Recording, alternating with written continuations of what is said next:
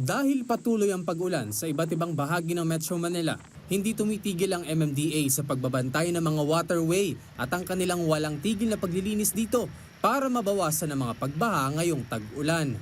Naglagay ng mas matibay na trash trap ang MMDA sa bahagi ng Asiana Redemptorist para hindi na maulit ang pag-anod at pagtambak ng mga basura sa Redemptorist Water Channel dahil sa tuloy-tuloy na pag-ulan dulot ng habagat. Ayon sa MMDA, ang bagong trash trap na inilagay ng flood control team ay mas makapal at may net sa ilalim para hindi na makalusot ang basura, low tide man o high tide.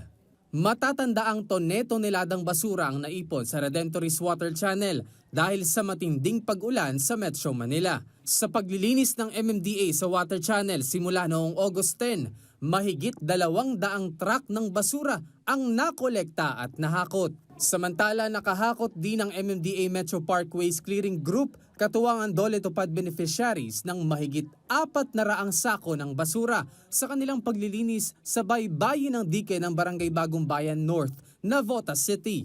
Sa mga paglilinis ng ahensya sa iba't ibang lugar sa Metro Manila, iba't ibang basura din ang kanilang nakokolekta. Kaya naman nagpaalala ulit ang MMDA sa ating mga kababayan na maging responsable sa pagtatapon ng basura.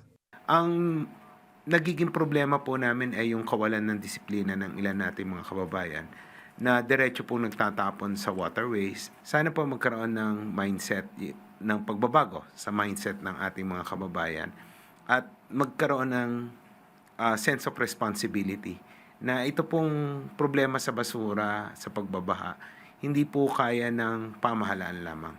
Kailangan po ng whole of nation approach, kaya kasama ang komunidad na tulungan kami para po hindi man mawala yung completely yung pagbaha, hindi po tumaas at madali pong mawala. J.M. Thompson, para sa Bayan.